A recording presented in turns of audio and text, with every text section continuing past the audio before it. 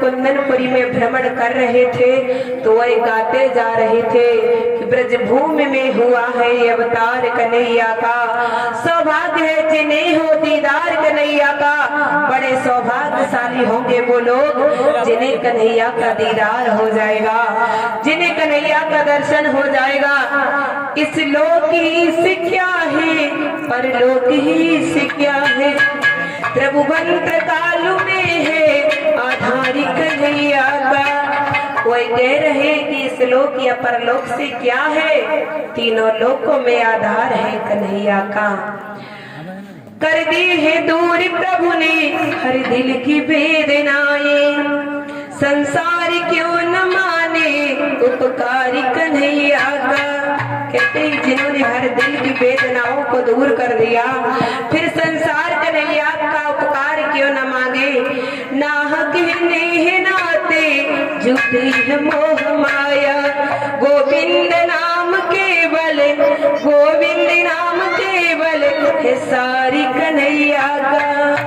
कहते जा रहे कि ये जितने भी नाते बनाए गए हैं वो सब झूठे हैं और आधार है सिर्फ तो एक केवल कन्हैया के नाम में ही सब सार है। बोलिए गोविंद भगवान की। मैंने पहले ही बताया था कि न वेदों की कमी है न पुराणों की कमी है, न वेदों की कमी है न पुराणों की कमी है, और बस दुनिया में खोजने वालों की कमी है। ज्ञान की कमी नहीं है भक्तों। बात वही है कि जो पाले भगवान ने सभी को सब कुछ दिया, लेकिन जब कोई पहचान पाए कि ये चीज किस काम की है तब तो उसे अपने पास ले जाए। उस चीज को पहचानते ही नहीं कि ये चीज है ही क्या, इसका महत्व क्या है, तब तो वो ले। अब कहने को तो ब्राह्मण देवता पूरी नगरी में चिल्ला रहे थे कि ब्रजभूमि में हुआ है अवतार कन्हैया का, लेकिन किसी को क्या मतलब कुछ नहीं।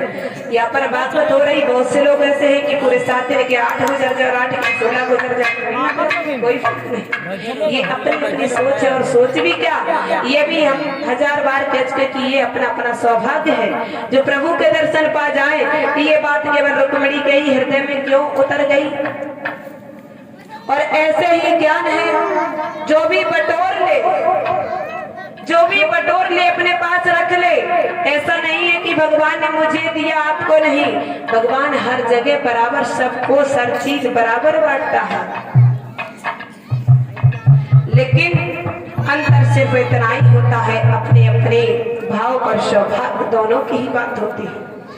तो जब ये बात सुनी रुक्मिणी ने कि इस लोक और उस लोक की बात क्या, वो तो तीनों लोकों का आधार है, तो बस हमें इस लोक और उस लोक और तीसरे लोक से मतलब थोड़ी नहीं है। जो तीनों लोकों में विराजमान है हमें वही क्यों न मिल जाए, हम आपको बता चुके हैं कि सुख दुख और हमारे जीवन देने और लेने के मालिक एक हैं, तो हम उसी मालिक को क्यों नहीं मना लेते? मालिक को नहीं।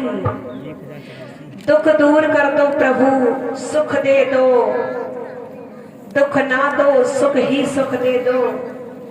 और प्रभु की बारी आए तो सब भूल जाओ, और हम तो भूल ही गए कि दो, एक नरक है और एक स्वर्ग है, दो स्थान है प्रभु के यहाँ। और जब सभी भक्त बराबर भक्ति करेंगे, सभी लोग ही ज्ञानी हो जाएंगे, सभी लोग जब प्रेम के पुजारी हो जाएंगे, तो वही स्वर्ग में तो जगह नहीं रहेगी, और नरक में कौन जाएगा? जगह दोनों भरनी चाहिए। प्रेम से बोलो राधे राधे। अब रुक्मिणी देवी मन में सोचने लगी कि तब तो ये जीवन के जो दिन है वो तो बेकार जा रहे। माया इस जगह बिसूर रही है, और माया पति किधर है मैं जानती नहीं। मैं तो इन महलों में रह रही। वह मन ही मन में विचारने लगी कि धन दौलत मेरे काम की नहीं है, किसी के भी काम की नहीं है, लेकिन मायापति न जाने किधर है। मानसिक चित्रण करके हमारा ये मानसिक रूप बना करके और यहाँ पर भेज दिया, पर प्रभु को पाना कुछ अलग ही है। आज जैसे जैसे ब्राह्मण देवता उनका बखान कर रहे थे, वैसे वैसे रुक्मिणी ने उनका चित्र बनाया। एक प्रेम ही तो है, क्या रुक्मिणी जानती है क्या वैसा चित्र बना सकती है? लेकिन समझ लिया कि हम उन्हीं माया धाम का चित्र बना रहे हैं, और उन्हीं को हम चाह रहे हैं। आज से इस जंजाल से मुझे कोई मतलब नहीं। तो अब तो रुक्मिणी दिन रात उसी चित्र का पूजन पाठ करने लगी, पूजा पाठ करने लगी। अब केसर का तिलक लगाने लगी, चलते फिरते उठते सोते बैठते श्री कृष्ण के ही गुण गाने लगी, बस कन्हैया के ही गुण गाती जा रही। सब जने और उसे अब किसी की भी जरूरत नहीं पड़ रही। और जब भी गाती तो उनकी सखियों ने उसका मजाक बनाया, सखियों ने उसका मजाक बना लिया। अब इसको कुछ दिखाई नहीं देता मोहन के सिवाय। और हे सहेलियों, ये रुक्मिणी तो मोहन के ही हाथ जानी है, समझ लो। अब इसे मोहन के सिवाय कुछ नहीं दिखता। गुड़ियों का खेल भी इसने खो दिया, खेल में शामिल नहीं होती। और निदिया भी इसकी वीरानी हो गई। यहाँ रुक्मिणी प्रभु का ध्यान कर रही थी, और उधर रुक्मिणी के पिता भीष्मक विचार करने लगे कि मेरी बेटी विवाह के योग्य हो चुकी है। तो एक बार अपने यहाँ पर एक सभा बुलाई और कहा कि रुक्मिणी विवाह के योग्य हो गई है। तो कहा कि सभी अपना अपना मत यहाँ पर रखेंगे कि मेरी बेटी रुक्मिणी के लिए कौन सा वर ठीक रहेगा। ऐसे लिख कर और बोले कि भैया जितनी भी जल्दी हो सके उतनी जल्दी वर की तलाश करिए। तो महाराज भीष्मक उस सभा में बोल रहे हैं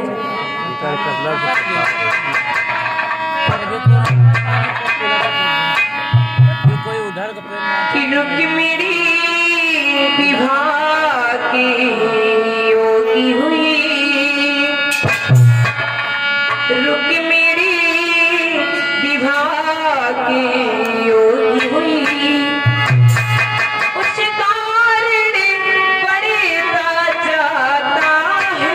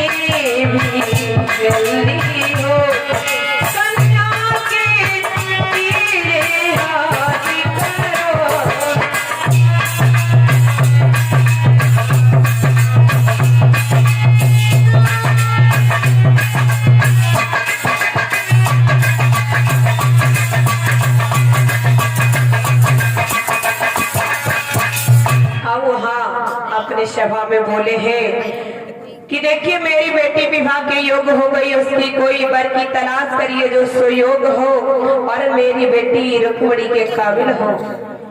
दरबारी लोग बारी बारी से आते और अपना जो जिसे सही वर अपनी नजर में दिखाई पड़ता तो वह अपना अपना मत रखते हैं और दूसरे लोग और लोगों के गुण और ऐब बताने लगती है। तो होता ही है, अगर आप बेटा देखने को जाइए, बेटी के लिए वर देखने को जाओ तो आपको अच्छा लगे तो सब भलाई बताएंगे, जो आपको बताएंगे वो भलाई बताएंगे। जब विवाह होता है लड़के का तो वहाँ उस बेटे के घर किसी भी बात की कोई भी कमी नहीं होती है। बेटे से लेकर घर तक सब गुण ही गुण बताए जाते हैं, गुण ही गुण बताए जाएंगे। अब गुण उसमें तब उस समय कुछ होता ही नहीं। तो भाई और दूसरे लोग होते हैं तो वो कहते नहीं वो बेटा ठीक नहीं, उसके ये है वो है, वही यहाँ होने लगा। जब लोग अपना मत रखते कि महाराज दुर्योधन कैसे रहेंगे, दूसरे कहते हैं बड़े अच्छे रहेंगे।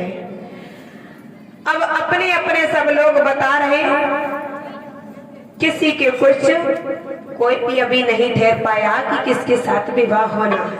घंटों तक चर्चा छिड़ा रहा पर विवाह कहीं भी तय नहीं हो पाया कि रुक्मिणी के लिए कौन सा वर सही रहेगा। अंत में रुक्मवीर ने कहा यह तात क्या हम भी कुछ कह सकते हैं।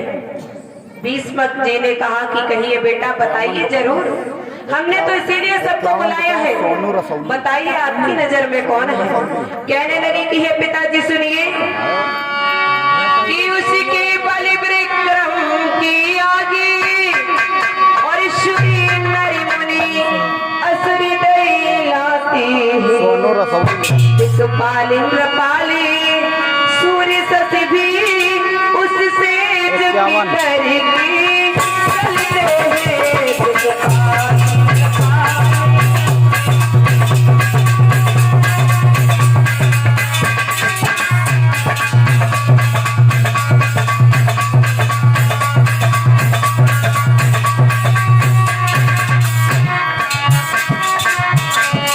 चलते हैं।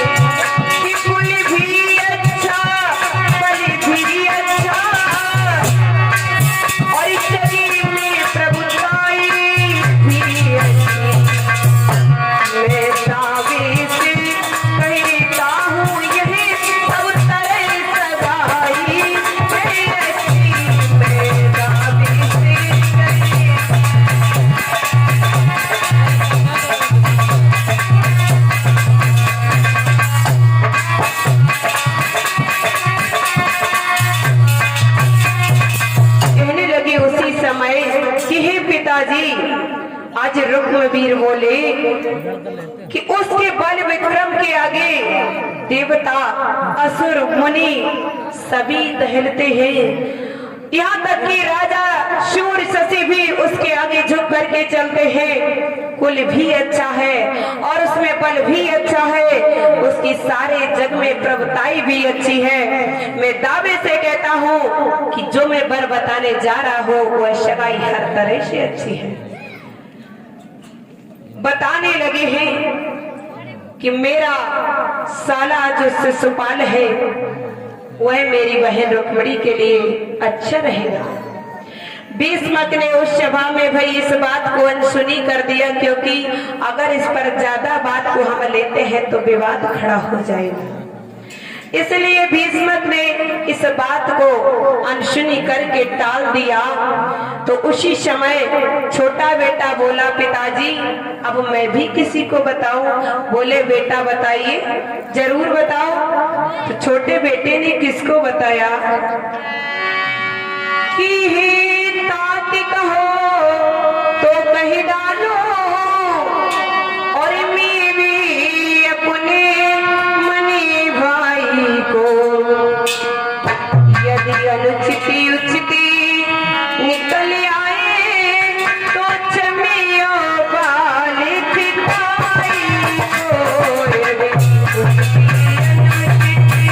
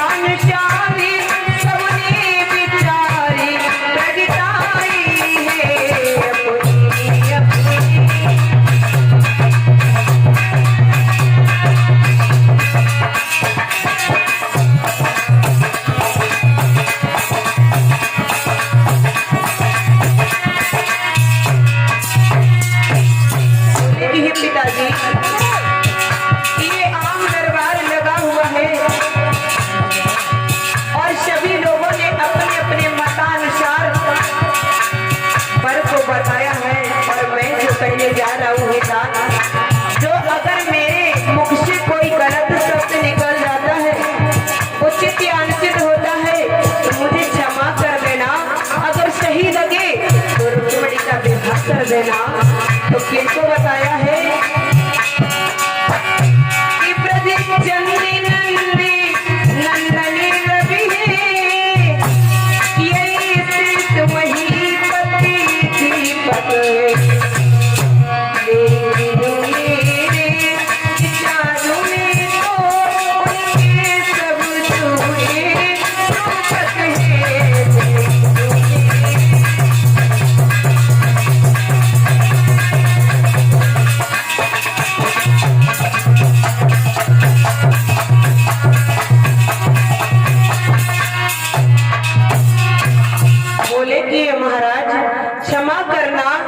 कि जिन लोगों ने ये विचार रखे हैं, मेरे विचार में तो ये सब झूठे हैं। नरपत कहिए या जगतपति कहिए, जग के जीवन धन कहिए, नरपति या नारायण कहिए, जो कहिए सो सब मनमोहन है। दिन दूल्हा बने वही कन्हैया है, जिसने दामादी हो जावे। हे पिताजी, मैं वही कन्हैया की बात कर रहा हूँ।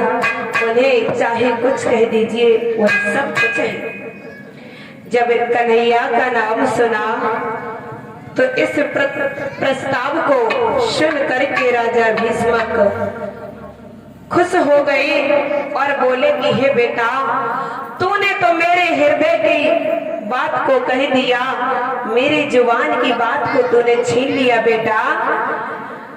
कि यादव कुल में देवादिदेव श्री वासुदेव अवतारे हैं, जिन लीलाधर ने लीला में अनगणित असुर संघारे हैं। सौभाग्य अगर वे वरना हो, वरनी मेरी सुकुमारी हो, बस बूढ़े की ये भक्ति भेंट उन चरणों में बलहारी है। ये बेटा, मैं तो धन्य धन्य हो जाऊंगा अगर वही कृष्ण मुरारी मेरे द्वारे दूल्हा बन करके आ जाएं, वरना बन करके मेरे दरवाजे आ जाए और मेरी बेटी दुल्हन बनकर उनके साथ में जाए और उनको हम सौंप दे अपनी बेटी, तो मेरी ये बुढ़ापा ही तरह हो जाएगा।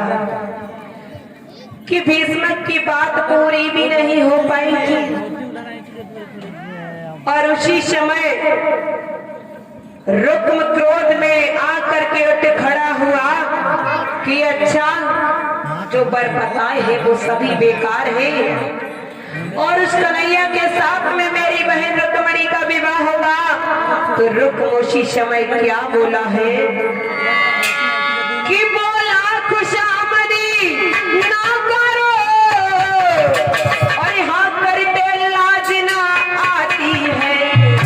उससे शादी होगी और यहाँ पर बैठे हुए सभी हाँ कर रहे कि वैसे ही होगा। शर्म नहीं आई तुमको कि बोला ना करो खुशामदी, हाँ करके तुमको लाज नहीं। और इन महाराज की हस्ती को ग्वालों की हस्ती आती है।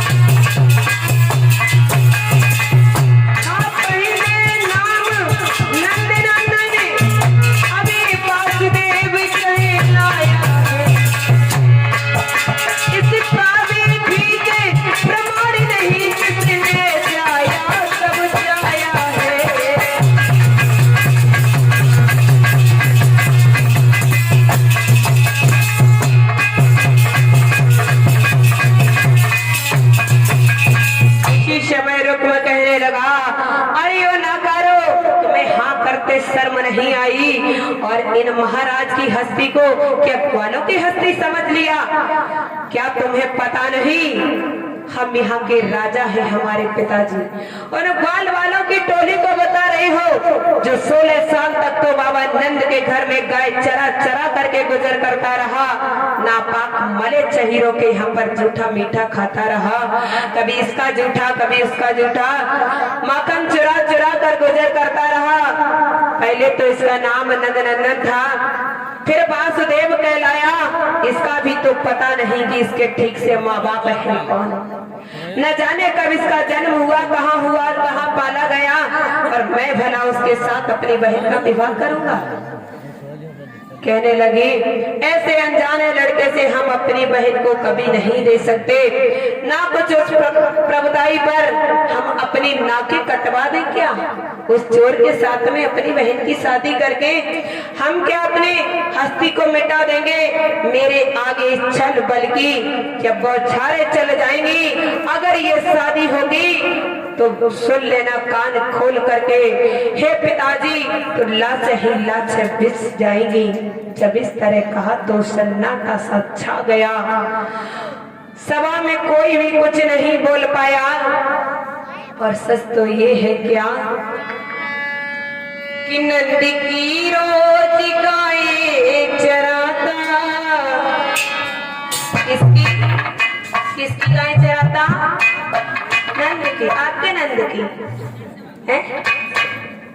आपके नंद की गाय चराता बाबा नंद की। कि नंद की रोज गाय चराता, क्या वो हम सबका ग्वाला नहीं है?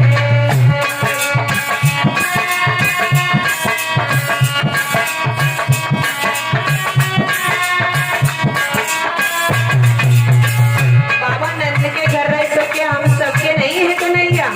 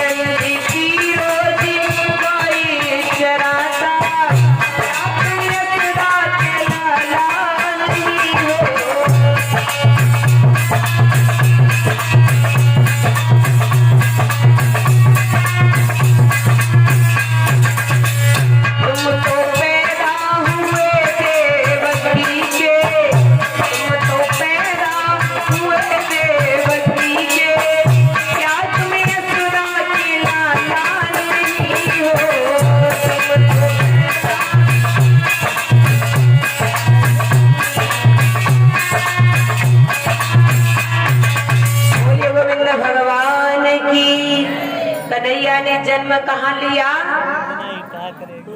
कहाँ लिया था?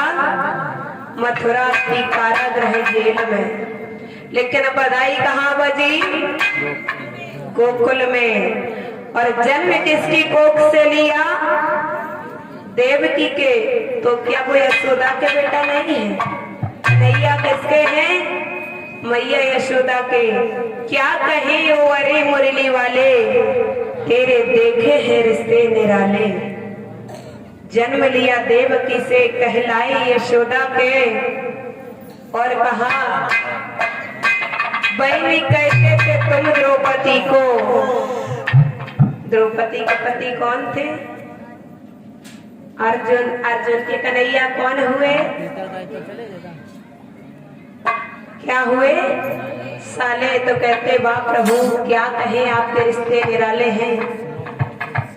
इसी तरह ये मत सोचना कि कन्हैया बाबा नंद के ही हैं। कन्हैया सारे जग के रखवाले हम सबके भी हैं। बोलिए गोविंद भगवान की जय हो। अब आप लोग बता सकते हो कि कथा कहाँ पर छूट गई थी? कोई पता ही नहीं। हाँ देखिए रुक्मिणी के विवाह की तैयारी हो सुन रहे हैं। बहुत बढ़िया भाई, बहुत अच्छे है ना, ध्यान देकर सुन रहे हैं कथा। हम तो खामो खाम ही पूछ लेते हैं।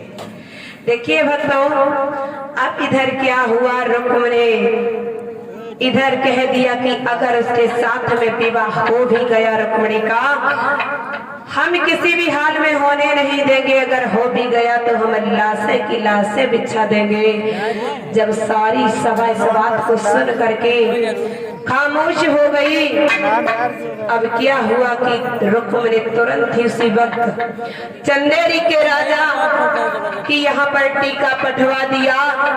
और यहाँ कुछ सहेलियां ऐसी होती हैं, सहेलियां क्या हर किसी के साथ ऐसा होता, कुछ तो होती हैं कि जो सहेली की इच्छा है वही हो जाए, लेकिन कुछ ऐसी होती हैं मुंह की चिपड़ी और पेट की ऐसी होती है।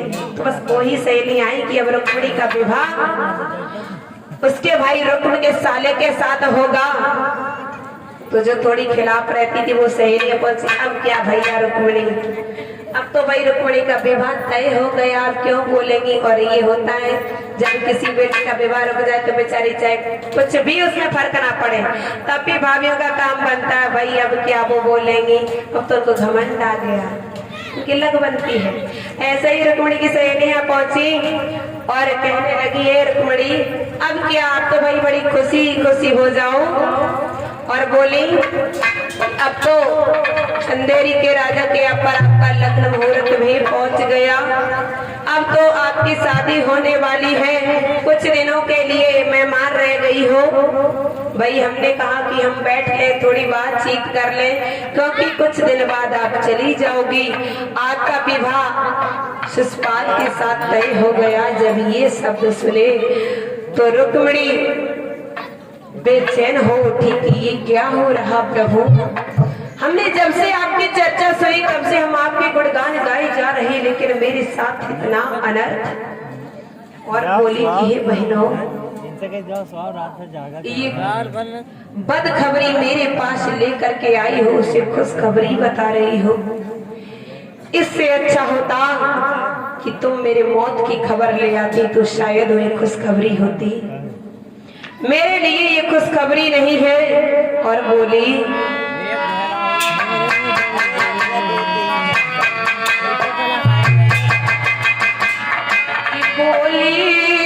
आली ये बदखबरी अपनी सहेलियों से बोली, पर तुम मुझे सुनाने तक चली ही आई कि बोली आली ये बदखबरी। और क्या सभी खबरों से बड़ी करी थी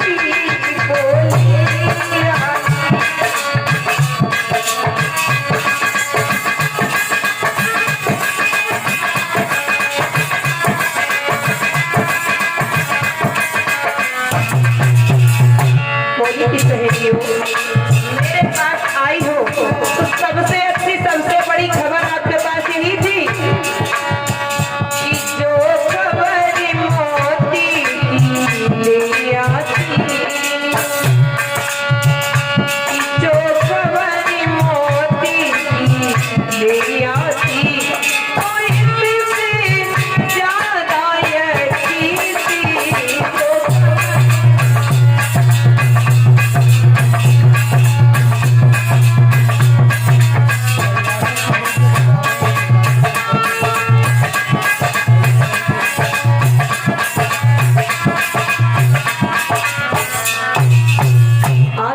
रुक्मिणी कहने लगी कि आपको सबसे अच्छी खबर यही मिली और कोई बात नहीं थी।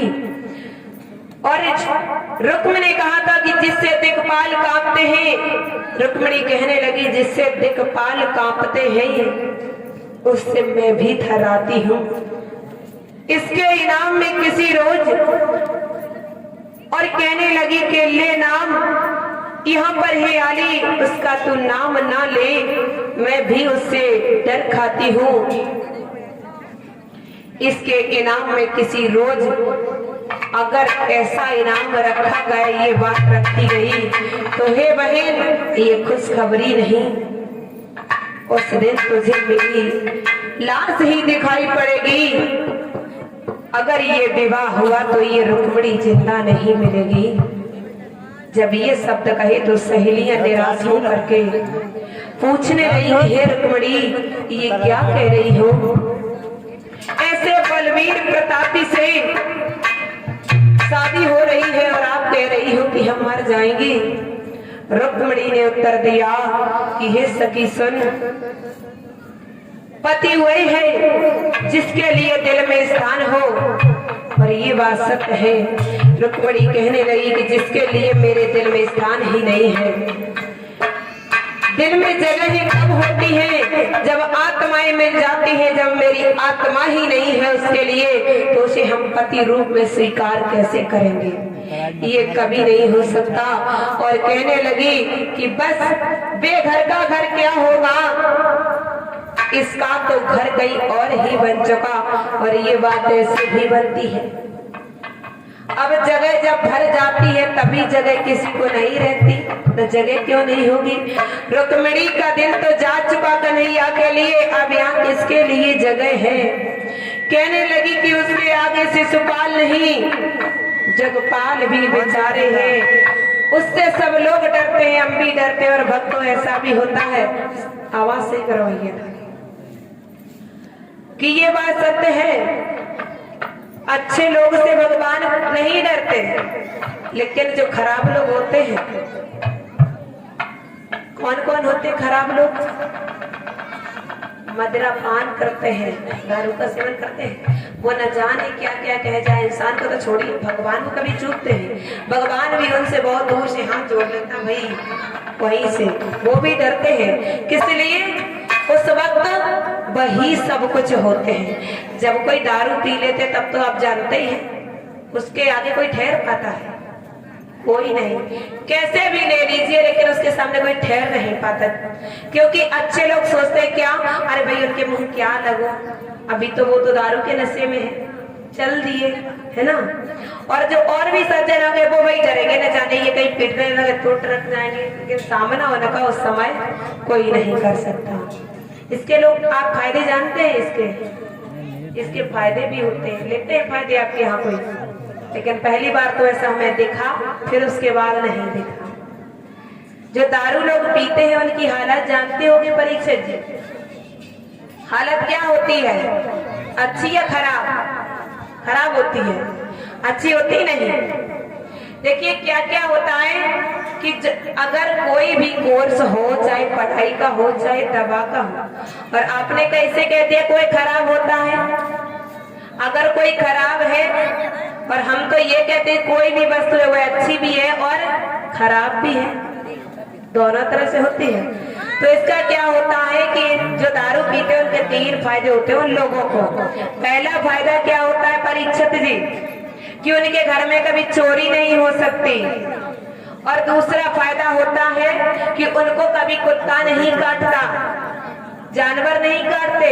तीसरा फायदा होता है कि उनको कभी बुढ़ापा नहीं आता। तो बताइए बुढ़ापा अच्छा होता है? अच्छा होता नहीं होता। कुत्ता काट ले तो क्या अच्छा होता है? नहीं होता। घर में चोरी हो जाए तो अच्छा होता? नहीं होता। कैसे चोरी नहीं होती? लेकिन उन लोगों के लिए जो नित्य प्रति उनका कोर्स पूरा करते हैं, अगर कोर्स जिसका पिछड़ जाए तो वो चीज फिर फल अच्छा नहीं देती। अब हाँ नुकसान है तो फायदा भी यही होता है। अब यही होता है लोगों का। कैसे चोरी नहीं होती? जब किन के घर जो नित्य प्रत पीते हैं, रोजाना पिया करते हैं, उनको चाहे घर में कुछ ना रहे, लेकिन उनके पीने के लिए भगवान न जाने कहां से पैसा देता है। आपके जहाँ से कपड़े आएंगे वहाँ उधारी लिखी होगी, जहाँ से तेल मसाला मिर्ची आई होगी वहाँ उधारी लिखी होगी, लेकिन जहाँ से उनके पीने का वहाँ कभी एक दिन की उधारी नहीं कभी होगी, कभी नहीं, चाहे कितना भी परिश्रम करें। तो वही घर में जो भी होगा वो सब पहले ही से ठिकाने पर लगा देते हैं। तो वही लोग जान लेते हैं उनके घर जाओगे तो चोरी में मिलेगा भी क्या, चोर वहीं से लौट जाते, उनके घर जाते ही नहीं। अब दूसरा फायदा क्या है कि उनको कुत्ता कभी नहीं काटता। क्यों? जब वो शाम को आ जाए लगाकर, कभी इधर गिरे कभी उधर गिरे, होश ही नहीं, और अक्सर वह नाली में गिरते हैं। क्योंकि जैसे ये सड़क है तो इस पर डगमग में, ये चौड़ा सड़क है तो चलते जाएंगे, और गांव में गली पतली तो वो डगमग, तो गांव में तो वही नालियां बहती हैं, गिर जाएंगे। और जब गांव के गली के जैसे कुत्ते आए, आकर पास में देखा ये कौन है, अगर सब भी इंसान होगा वो तो चलता हुआ चला जाएगा, लेकिन ये नाली में कौन पड़ा होगा, भाई हमारे हिसाब का कोई होगा, है ना, छोड़ जाते हैं। तीसरा फायदा क्या बताया था? तीसरा क्या बताया था? बुढ़ापा नहीं आता। कैसे? कि जब वो रोजाना दारू का सेवन करेंगे तो जो भी उनके अंदर जो कुछ भी है वो पहले से ही साफ कर लेते हैं। किसी के गुर्दे गल जाते, किसी को कुछ हो जाता, बुढ़ापे तक वो कहाँ पहुंचेंगे, बुढ़ापा आएगा वो तो पहले से ही गुजर लेते। बोलिए गोविंद भगवान की। अगर भाई कोई यहाँ हो तो हमने उनके लिए नहीं कहा, हमने उनके लिए कहा जो सुबह शाम किसी पर रहते हैं, और भाई है भी ऐसे होंगे तो उनके लिए तो कहा ही है, अच्छा लगे या बुरा लगे। बोलिए गोविंद भगवान की जय हो। प्रेम से बोलो राधे राधे। अब इधर क्या हो रहा था कि रुक्मिणी के विवाह की तैयारियां रुक्म करने लगे, किसके साथ? अपने साले शिशुपाल के साथ। लेकिन रुक्मिणी क्या तैयार है? नहीं। वो रुक्म ने कहा कि अगर रुक्मिणी का विवाह कन्हैया के साथ हुआ तो हम लाशें बिछा देंगे, और रुक्मिणी ने कहा अगर मेरा विवाह शिशुपाल के साथ हुआ तो हम ही नहीं। इस तरह से जब बोली, क्या बोले? राधापति राधा रमणी हे ब्रज के रखिवा, लक्ष्मी राखियो सिंवर धारणी धारी कन्हैया, सिंवर धारणी धार।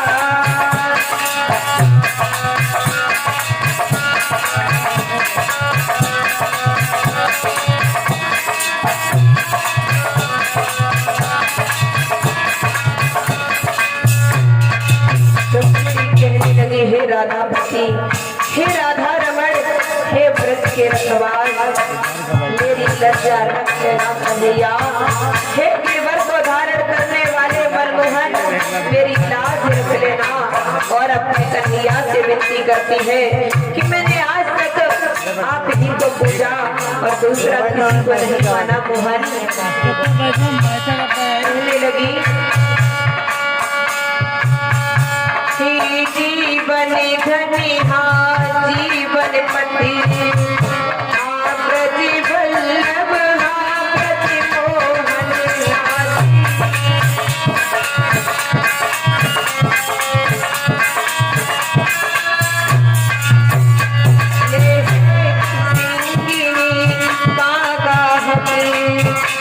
बनी रहा आज वृद्धव नंदनी वै।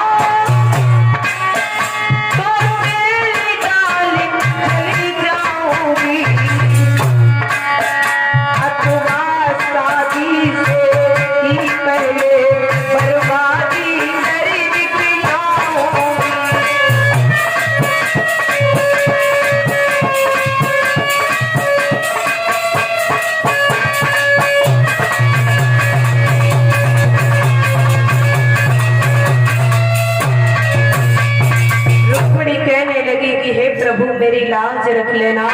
हे जीवन भर, हे जीवन पति मेरी लाज रखना। सिंह की सिंगनी का गाहक आज वैभव नंदन बन रहा है, इस दीन दुखी के मददगार। मुझ दुखियारी का खबर करना।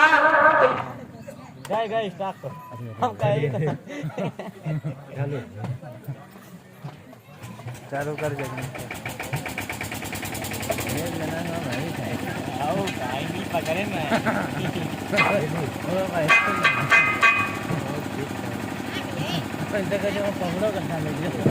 जय श्री बोले सच्चे दरबार की।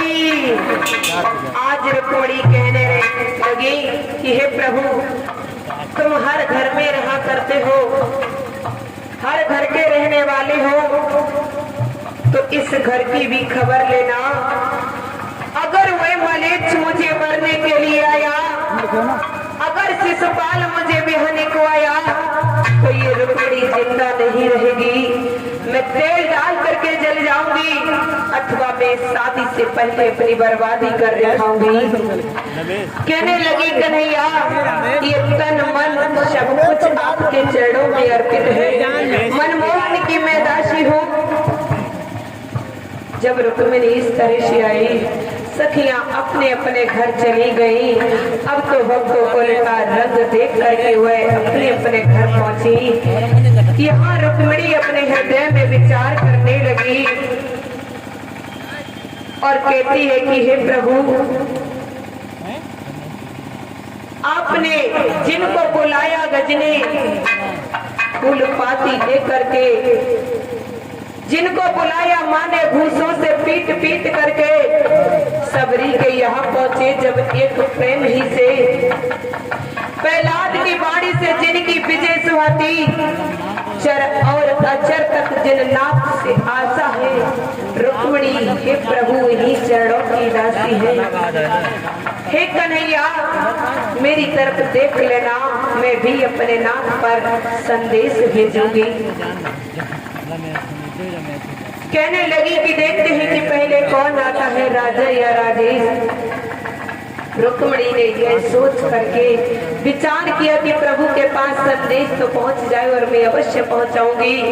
फिर देखते हैं कि कौन यहाँ पर पहले आता। एक विप्र ने इस तरह से रुक्मिणी ने पत्र लिखवाया और इधर भगवान श्याम सुंदर सब कुछ जानते भक्तों, ब्राह्मण देवता फिर से उस नगरी में आई। रुक्मिणी ने ब्राह्मण देवता को अपने पास बुलाया और कहा,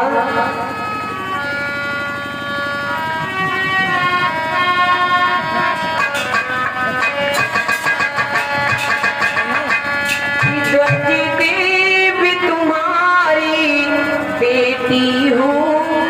हे ब्राह्मण देवता, कि ध्वज देवी तुम्हारी बेटी हूँ, मेरा सतीत्व रख लीजिए।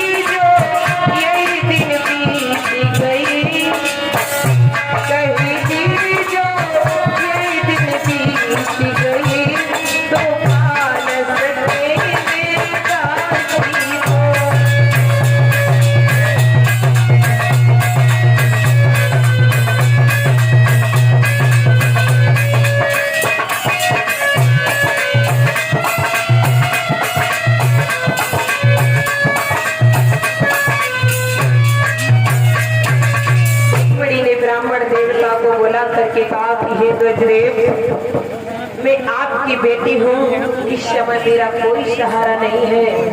मेरा सतीत्व रख लीजिए। ईश्वर ने मुझे तन दे दिया, तन वर्षभ दे दिया, लेकिन आप मुझे उस कृष्ण वर्ष मिला दो।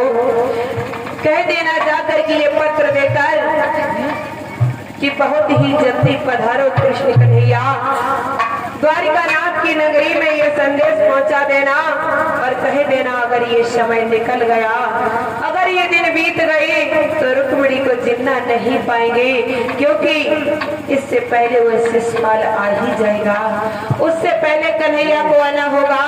ब्राह्मण बोला बेटी मत रो, ब्राह्मण भी भक्त वहीं से आए थे, प्रभु के भेजे हुए, ये सब प्रभु की लीला थी। कहने लगी बेटी मत रो, मैं अभी द्वारिका जाता हूँ, इस घोर घड़ी से पहले ही मैं द्वारिका नाथ को यहाँ पर लेकर के आऊंगा।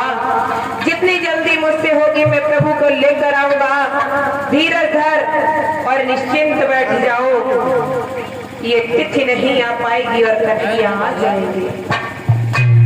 यूं कह करके ब्राह्मण देवता वहां से शीघ्र ही द्वारिका धाम के लिए चल दिए। और जब ब्राह्मण देवता चलते जा रहे तो थक गए, रास्ते में नींद आ गई। और या फिर ये कहिए कि भगवान की ये माया थी, नींद आ गई। प्रभु ने कहा समय आता जा रहा, ब्राह्मण देवता देर कर रही हो। अब इधर ब्राह्मण देवता को सोते ही सोते द्वारिकापुरी में पहुंचा दिया।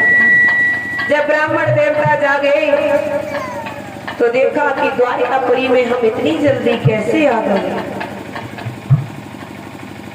वह पत्र भगवान श्याम सुंदर को दे दिया। और इधर क्या होता है, इधर रुक्मिणी शिशुपाल से कह दिया कोई भरोसा नहीं उस काले का, वो तो बिगर बुलाए भी आ सकता है। पहले से ही कह दिया कि होशियारी से आना। इधर शिशुपाल की यहाँ जब ये पत्र पहुंचा, विवाह का लग्न मुहूर्त, शिशुपाल को तो मुहूर्त आने की तो बहुत देर है, बहुत जल्दी पड़ी है बारात ले जाने की। पर कभी भी ये चाहे कोई सा भी देख लेना, वो सब अति खुशी का ठीक नहीं होता। अब शिशुपाल के हृदय में तसल्ली नहीं हो रही, क्योंकि मेरा विवाह रुक्मिणी के साथ होगा। इतनी खुशी है कि शिशुपाल दूल्हा बनने लगे। भाभी बहुत देर हो रही, जल्दी तैयारियां करिए शादी के लिए। भाभी बोली बेटा और भी काम है, दूल्हा भी बन जाओगे। और जिसको सारी दुनिया पहचान जाए, जन्म से उसने अनगिनत राक्षसों का वध किया हो, क्या वो कोई साधा हो तो बालक। भाभी सब जानती है कि बेटा धीरज रखो, रुक्मिणी नहीं है, तुम्हारे लिए वो नहीं है, लेकिन कह भी कैसे सकती है। वहाँ शिशुपाल की है जैसे यहाँ आपकी चल रही।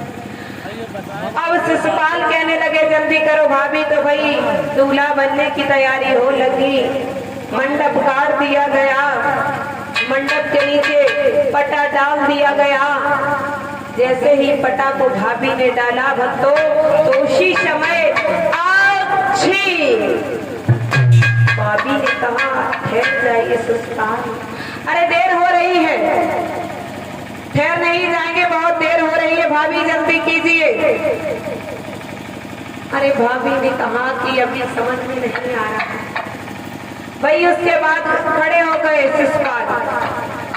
जैसे ही भाभी तैयार करने को हुई कि फिर से अच्छी, अभी भी बेटा मान जाओ, बारात लेकर ना जाओ, अभी से अब सपन होने लगे। अब शिशुपाल को अब सपन और सपन से कोई मतलब नहीं, बस हमारी बारात वहां कैसे भी पहुंच जाए। नहीं माने भाई। अब भाभी ने भाई सेहरा भी लगा दिया। और मेन काम भाभी का क्या होता है, देवर की शादी में भाभी का मेन काम कौन सा होता, मुख्य करके है। आप क्या कौन सा काम है, कौन सा हंस रही हो, मुस्कुरा रही हो, बतना और बोल इतनी कुछ नहीं। डांस कर क्या करती है भाभी यहाँ? आप लोग बताइए, आप लोगों ने काजल लगाया नहीं तो दूल्हा तो बने ही हो, हैं? क्या करती है भाभी? अभी भी नहीं बोली जबकि हमने पूरा बता दिया। क्या करती है? क्या देवर है ही नहीं है तो जानती भी नहीं। वैसे सब जानती, अगर कुछ अभी यहाँ गलती हो जाए तो काम ने कथा सुनी नहीं, करवाई नहीं तो बस सुनी नहीं जगह कह गए। अभी देखिए अब और के देवर नहीं तो कुछ नहीं जानती, काजल लगाती। हमारे इधर हम आपकी भाषा समझ नहीं रहे हैं कि आप क्या बता रही हो वो हम समझ नहीं पा रहे हैं। हमारे इधर काजल लगाती है ना, लगाती है। यहाँ नहीं लगाती, यहाँ दूल्हा बिगड़ काजल के चले जाते हैं, ब्यूटी पार्लर में लग के आ जाता है। अच्छा बुआ लगाती है, अच्छा जी। पर हमारे इधर भाभी लगाती है, और वही कुंदनपुरी भाई कहीं आपके इधर नहीं उधर हमारे ही इधर है, जिसे आज उधरकोट नाम से पहचानते हैं। तो भाभी जी काजल लेकर के आई भाई कि मुझे नेग तो मिल ही जाएगा, पर इतनी कुछ नहीं भाई, नेग मिले ना मिले पर लेकिन ऐसे भी हो जाए। जैसे ही काजल लगाने को हुई, एक में लग पाया, दूसरी पर अच्छी। बेटा आप भी मान जाओ, ससुराल नहीं मानते। ए भाभी जल्दी कीजिए, देर हो रही है बारात के लिए। ससुराल जब नहीं माने, बारात को लेकर के चल दिए। और इधर भगवान कन्हैया के पास में जब ब्राह्मण देवता पहुंचे और जा करके वो पत्र दे दिया, जब जैसे ही पत्र दिया, जानते तो समय पड़ा, तो कन्हैया ने तुरंत ही क्या किया कि तुरंत ही अंदर से रथ को निकलवाया और चल दिए। बलराम जी कहने लगे कहाँ जा रहे हो कन्हैया? पूछा भी नहीं, बताया भी नहीं, चल दिए। अरे कुछ नहीं भैया, बस गए और अभी आए। लेकिन जानते बलराम जी भी सब है कि तुम कहाँ जा रहे हो? कि बोले पर जा कहाँ रहे हो बताइए तो। ये ब्राह्मण देवता जो आए हुए हैं इनको हम छोड़ आए। अरे इतनी जल्दी क्या है? वो तो अभी आप आए, बैठने दो, आराम करने दो, नाश्ता पानी लाइए। इतनी जल्दी क्या है जो उनको छोड़ने को चल दिए? कि नहीं इनको अभी जाना है। कह रही जाना है तो लाओ, हम भी चलते हैं साथ में बैठ में। नहीं भैया नहीं, आप क्या करोगे, जाके हम छोड़ आएंगे, लौट आएंगे। बलराम ने कहा देखिए इसकी चंचलता अभी भी नहीं गई। इधर रुक्मिणी बहुत व्याकुल थी कि न जाने कन्हैया को देर न हो जाए और मेरा भाई रुक्म कहीं ऐसा ना हो कि मेरा विवाह कर ही दे। बेचैन हो रही ब्राह्मण देवता और कन्हैया की एक बात बलराम जी मन में तो सब कुछ जाने, बाहर से भेद ना मिले। फिर भी कन्हैया ने बलराम जी को साथ नहीं लिया और ब्राह्मण देवता को साथ में लेकर कर रथ पर सवार होकर और इधर रुक्मिणी से कहा था कि तुम गिरजा पूजन के लिए अगर जब आओ तो वही मंदिर से ही कन्हैया मिलेंगे, इसी मंदिर के पीछे। रुक्मिणी की सखियों के समेत अपनी माँ जी से पूछा कि हे माँ जी हम गौरी पूजा कराए, लेकिन ये रुक्म का आदेश था क्योंकि उसे डर था। रुक्म ने कहा कि आज के दिन रुक्मिणी घर से बाहर पग नहीं देगी, पर ये प्रथा थी कि गौरी माँ के पूजन के लिए तो भाई कुछ नियम तो होना ही चाहिए, नियम थोड़ी ना बिगाड़ देंगे। रुक्मिणी बोली मैया हम गौरी माँ के पूजन के लिए चले जाए अगर आपकी इजाजत। मैया ने कहा कि बेटी पर रुक्मा न जाने क्या कहे, कि क्या कहेगा, वो तो गौरी माँ का पूजन होना ही है। तो कहा कि अकेली नहीं जाएगी रुक्मिणी, कुछ सखियों को साथ में भेज दिया। और सखियां जाने तो भी न जाने तो भी वो क्या कर पाएंगे। सखियों के साथ में रुक्मिणी चलती है मंदिर के पास, परेशान हो रही कि न जाने कन्हैया आएंगे भी या नहीं। और इधर शिशुपाल बारात को लेकर आ गए, मगर दिल में चैन नहीं है। रुक्मिणी न जाने कहां किस तरफ चली जाए, किसकी हो जाए। लेकिन ये पूरा जानते कि हम आए लेने को तो मेरी ही हो जाएंगी। ऐसा नहीं होता। वक्त तो अपने एक ही मन नहीं करता। बहुत सी बातें इस पृथ्वी पर, बहुत सी बातें क्या, हर एक बात एक दूसरे से जुड़ी हुई है। अपने मन से कोई भी फैसला निश्चित नहीं किया जा सकता। कैसा भी वो फैसला हो, अकेले वो फैसला नहीं लिया जा सकता। सिर्फ अकेले लोगे तो अकेले के लिए ले सकते हो। अगर दो लोगों के बीच की बात होगी तो कभी निर्णय अकेले नहीं होता। और ससुराल अकेले निर्णय लिए बैठे हैं। रुक्मिणी मेरी हो, ससुराल की बारात आई, रुक्मिणी उधर मंदिर के पास पहुंची, परेशान हुई, इधर कोई नहीं। ब्राह्मण देवता पास में आए, बोले कि हे रुक्मिणी घबराइए नहीं, कन्हैया आ चुके हैं। जब ये खबर सुनी तो रुक्मिणी को तसल्ली कहा कि रुक्मिणी ने ज्यों ही सुना और आए हैं भगवान, एक घड़ी को आप ही बिसर गई सब ध्यान। रुक्मिणी खुशी की वजह कुछ उसे आगे पीछे का कुछ होश नहीं रहा कि कन्हैया आ गए। आज इतनी खुशी हुई और कहने लगी कि तेरे ज्यों त्यों बोली पित देव, तुम वास्तव में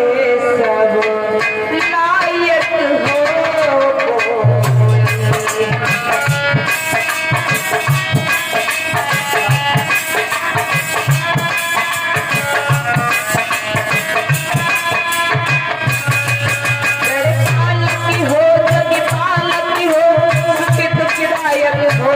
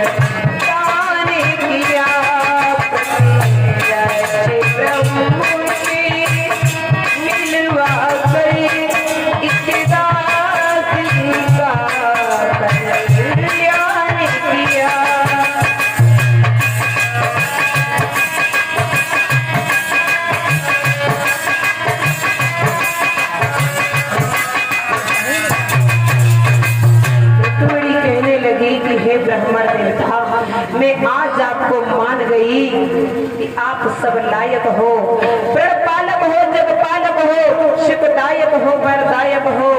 ईश्वर ने मुझे जीवन दान दिया, लेकिन उस जीवन का फल आपने दिया। मुझे प्रत्यक्ष रूप ब्रह्म से मिलवा करके इस दासी का कल्याण किया ब्राह्मण देवता। यहाँ रुक्मिणी यदुवर का सब हाल सुनती हुआ दयानिधि के निकट कैसे पहुंचे।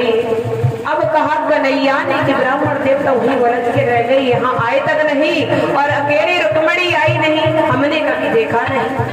और भी ये आई है, अब हम न जाने किसको पकड़ ले जाए।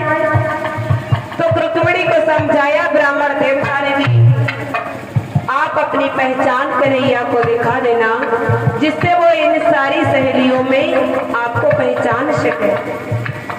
आज रुक्मिणी जी को देख रहे छुपे छुपे पीछे मंदिर से। रुक्मिणी कौन है? भगवान श्याम सुंदर ने जैसे ही सखियों की तरफ देखा, रुक्मिणी ने देखा कन्हैया जी आ गए, खुशी का तो ठिकाना है ही नहीं भक्तों। हाथ में कंगन बना ऊपर कर दिया, कन्हैया जी समझ गए बस यही वर्णी जी है। और वर्णी जी को जैसे ही देखा, वरना ने कलाई पकड़ी, रथ पर बिठाया और चल दिए। सखियां सब देखती रह गई कि ये क्या हुआ। रुक्मिणी तो चली गई, उतरी थी लौट। अब इधर ये खबर उन्होंने दी, आकर के जैसे ही रुद्र के कान में पड़ी, वह तुरंत ही अपने पिताजी के पास में गया और बोला, पिताजी सबसे पहले आप मुझे ये बताइए कि बे उत्पाती यहाँ आए हुए हैं, उनको किसने बुलाया था? सच बोलिए, उनको आपने आमंत्रित किया था या वो खुद आए थे? पिताजी कहने लगे, बेटा मुझे तो कुछ खबर नहीं है, पता नहीं वो किसने उनको खबर दी। अब इधर गोपी सखियां बोली कि हे मैया गजब हो गया, और कहने लगी क्या कि अरे कोई करिया करिया तो हे मैया रुक्मिणी को ले गया। कौन ले गया? तो बताने लगी कि अरे कोई करिया करिया तो बहन को ही ले गो है। अरे कोई करिया करिया अरे कोई ले गो है, दीदी को कोई ले गो है।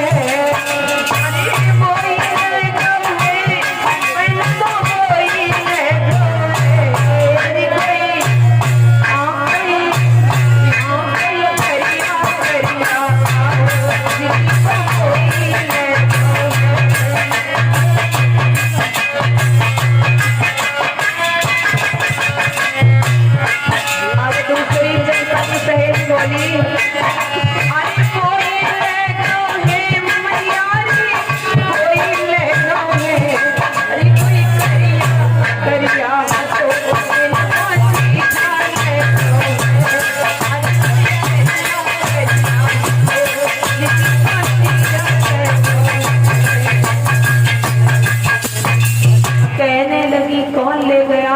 कोई काला काला आया भाई, हम तो इतनी जल्दी पहचान भी नहीं पाए। रुक्मिणी का हाथ पकड़ा, रथ में बिठाया, चला गया। कहने लगी दूसरी कौन ले जाएगा? ले गए जीजा।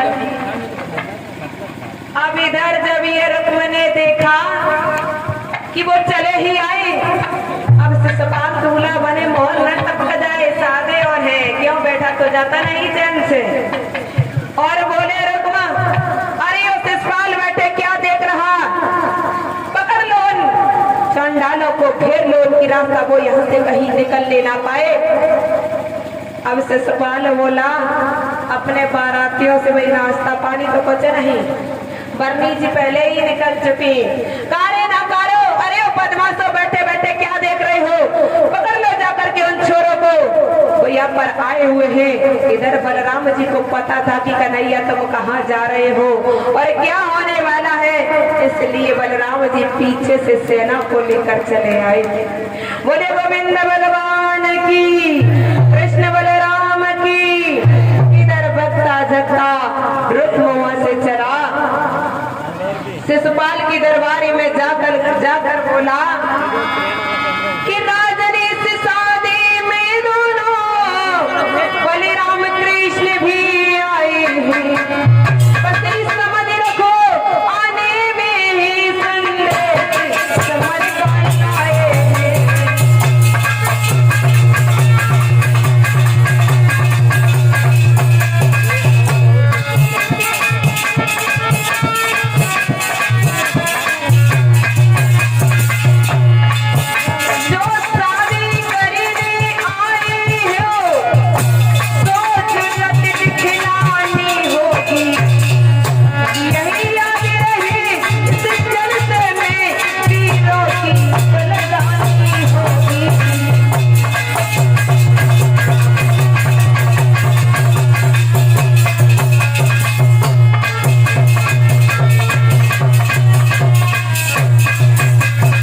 क्या हुआ भक्तों?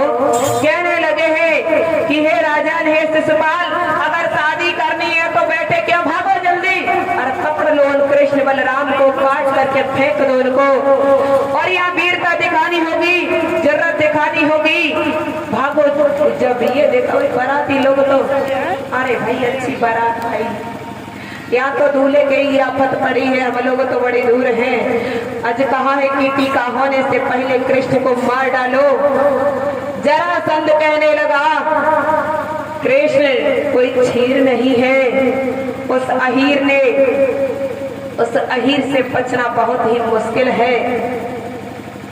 उस ऐर से जीतना बहुत टेढ़ी खीर है। मैंने 17 धावे करके कृष्ण से ठोकरें खाई हैं, फिर भी विजय नहीं पा सका। कितने भी बलधर खत्म हो गए, पर एक कन्हैया नहीं मर पाया, पर न जाने कितने लोग मारे गए। रुक्म ने कहा, चोरी चोरी जाना चोरों का जौहर है, जो आगे लोहा लेता है नदिया में वही दिलावर है। और लोगों के लड़कों की तो बूढ़ों जैसी तूती है, आगे आए तब देख लेंगे वह कितने बलशाली है। चोरी से ऐसे तो सभी भाग जाते हैं। आज जिस तरह से कहने लगे कि सावधान होकर के कुंदनपुरी में वास, और कहने लगी कि मेरे मारे कृष्ण की लाश भी नहीं मिलेगी। रुक्म कहता है, जरा संत का तो पाला पड़ता हुआ तो समझता है। आपस में जोश में चला रुक्मती काल, अवदान भी रिवाज का कहता हूँ कुछ हाँ। अब बक्ता जत्ता इधर शिशुपाल भी चला। यहाँ क्या होता कि जब शिशुपाल और रुक्म दौड़े दौड़े जा रहे कन्हैया को पकड़ने के लिए, कि चोरी चोरी से तू कहाँ इसको चुराए ले जा रहा। आज परस्पर दोनों भिड़ जाते हैं। कन्हैया के रथ में बैठी हुई रुक्मिणी जा रही, और पीछे से देखा कि रुक्म की सेना आ रही शिशुपाल की। रुक्मिणी कहने लगी कि हे स्वामी, रथ को तेज कर दीजिए, रथ को आगे बढ़ाइए, देखिए तो पीछे से सेना चली आ रही है। कन्हैया जी रथ को भगाई जा रही। रुक्मिणी कहने लगी और तेज भगाइए स्वामी, देखिए सेना हमारा पीछा कर रही है।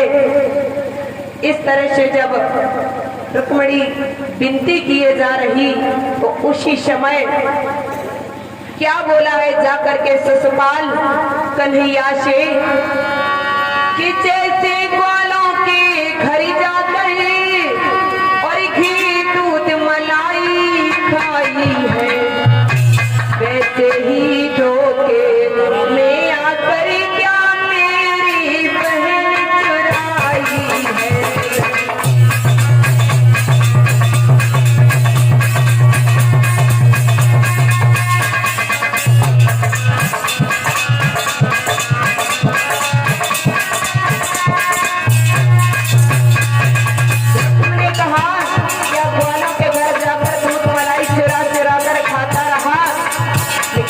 पता नहीं आज रुक्म से पाला पड़ा है, जो तूने मेरी बहन चुरा ली है दूध मलाई समझकर।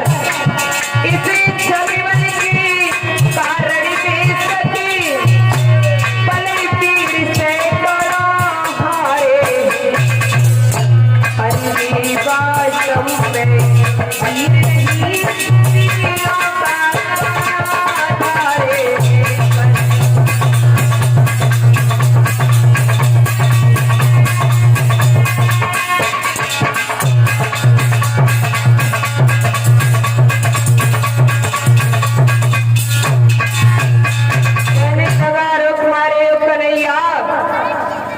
वीर की बहन को ले जाना लोहे के चने चबाना है।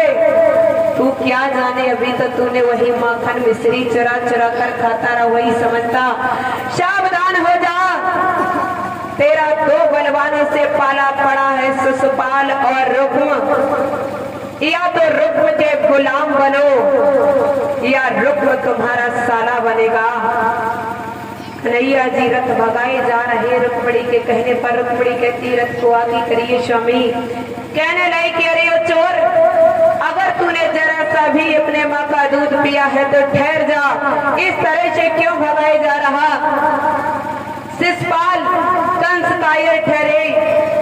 आज जब ये कहा कि वीर कभी इस तरह नहीं भागते हैं, रण में कायर ही रणभूमि को छोड़ करके भागते हैं। उसी समय भगवान श्याम सुंदर ने रथ को रोक दिया और शिशुपाल से उनकी आज और रुक्म से युद्ध होने लगता है। भक्तों, अब तो क्या होता कि उस युद्ध में कई लोग मारे जाते। इधर बलराम जी अपनी सेना को ले ही आए थे। दोनों सेनाओं में महाभट युद्ध हुआ। अंत में आकर के भगवान श्याम सुंदर ने रुक्म को रथ से बांध लिया और जैसे ही रथ से बांध करके कन्हैया ने मारने को चाहा तो उसी समय रुक्मिणी हाथ जोड़ करके कहने लगी, स्वामी ये क्या कर रहे हो, अनर्थ हो जाएगा। लोग आगे आने वाले समय में क्या कहेंगे कि अपनी खुशियों के लिए, अपनी शादी के लिए अपने सगे भाई की न हो पाई तो मेरा तो जीवन ही व्यर्थ है। आपको पाना न पाना फिर कहाँ का रहेगा। इसलिए हे स्वामी, हे प्रभु, मेरे भाई को छोड़ दो।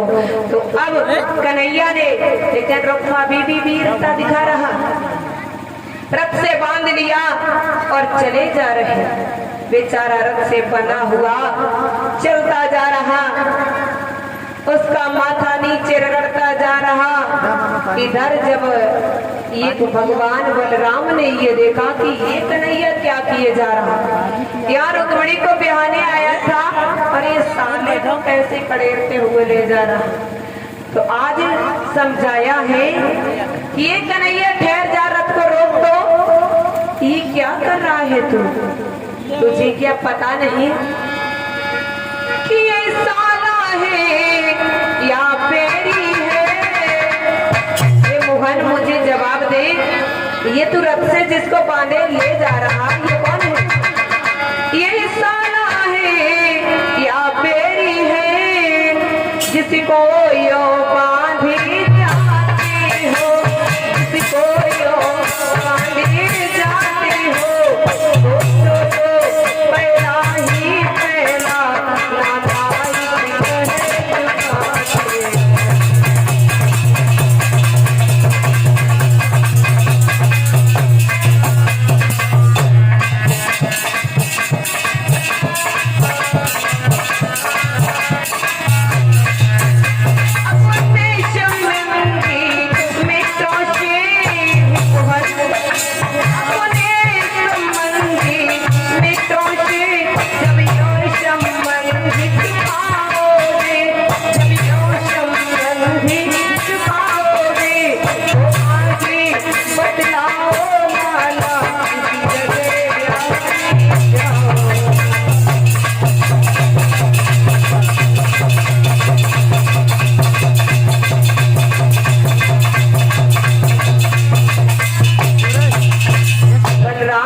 समझाया, कन्हैया ठहर जा, तू किसको इस रथ से बांधे हुए है कि ये तेरा साला है या बैरी है?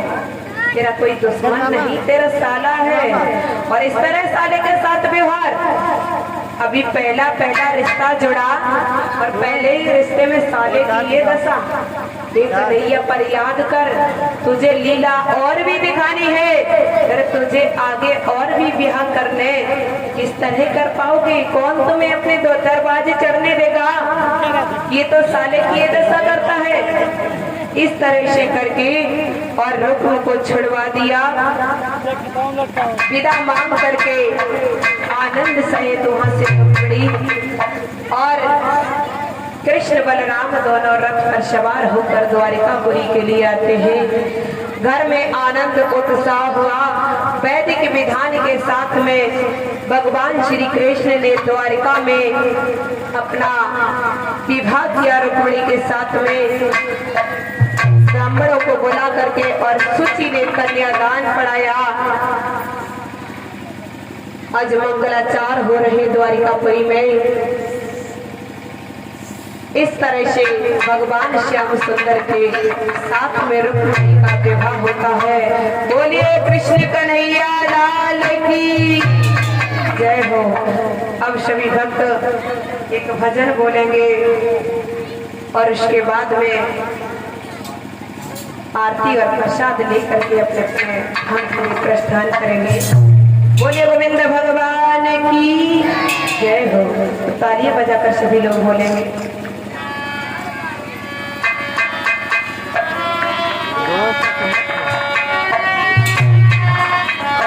हरि राधे अलवेली शरीकारी रटे जा राधे राधे।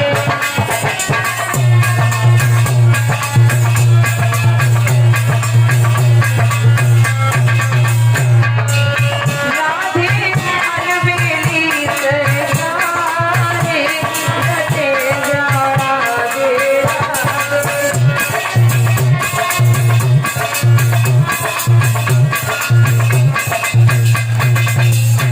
ये भजन तो खूब अच्छी तरह आता होगा, आता है, हैं? आपकी इतनी कौन सी इतनी बड़ी दुश्मनी हमसे या भगवान से है? समझ में नहीं आया, हमसे है, हैं? तभी तो नहीं बोलते इतना सरल भजन में, इसीलिए बोला कि देखे भाई इनको कितना प्रेम और कितना भाव है। कुछ को समझ रहा है कुछ को नहीं। और ये भैया आपकी पार्टी तो है, ऐसे खामोश बैठे रहते महाराज बने, आराम करते हैं। हमारी पार्टी अच्छा, तो भाई प्रसाद यानी खाना किसको ज्यादा मिलना चाहिए? वीडियो बना आप लोग ना बोलेंगे, ऐसा यहाँ नहीं होता, सबको सबको बराबर है। ये भगवान का दरबार सभी लोगों के लिए बराबर है, लेकिन फर्क बस इतना है, आप चाहे ऐसे हाथ करे लौट हिलाते हुए और चाहे ऐसे हाथ में कुछ लेकर, ये आपके हाथ की है ना, चाहे ऐसे कर लो चाहे ऐसे, भगवान ने आपको तो हाथ लटका दिए, बस अब कैसे क्या कर पाओगे आपकी मर्जी। राधे अलवेली सरकार रटे जा राधे राधे।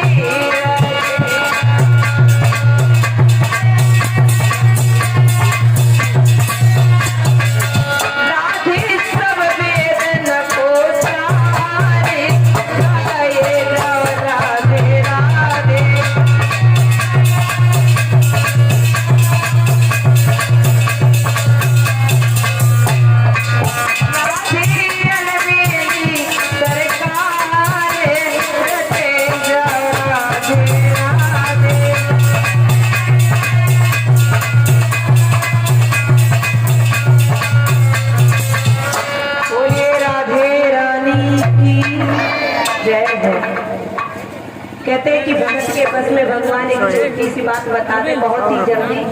एक भक्त थे, भक्त नहीं कैसे भक्त थे, जो भगवान से नफरत किया करते थे, वो कभी भी भगवान का नाम नहीं लेते थे, बहुत उन्हें नफरत थी भगवान से। और एक भाई था, वो बहुत ही भगवान की भक्ति में लीन रहते थे, और बड़ा भाई बिल्कुल भी नहीं रहते थे। तो अब हम बहुत शॉर्ट करके बता रहे हैं भाई, समय ज्यादा हो रहा। बड़े भाई को नफरत थी, छोटे भाई को बहुत इस चीज से लगन थी। एक बार की बात है कि जब अंत समय आया, और उसे अंत समय जब आया तो उसे नरक के दूत लेने के लिए, नरक में डालने के लिए वही वहां ले जाया गया, लेकिन वहां भी अन्याय नहीं होता। वहां भी आपकी एक जो किताब होती है वो लिखी जाती है कि आपने जीवन में क्या किया और क्या नहीं किया। उसके बाद आपको रहने के लिए जगह दी जाती है। तो वो भाई जो था, छोटे भाई, जब बड़ा भाई घर से बाहर निकल गया, छोटे भाई का विवाह हुआ था, बड़े भाई का नहीं, तो भाई घर में मालिक कौन बनाए जाते हैं? खास तौर से वही। क्यों? वो अगर उनके मन की नहीं करोगे, वो जो कहेंगे तो वो जो कमाएंगे वो आपको देंगे नहीं, तो मजबूरन मालिक बनाना पड़ता। करते तो आप ही हैं, उनका मन बहला दिया जाता है। तो जब वो मालिक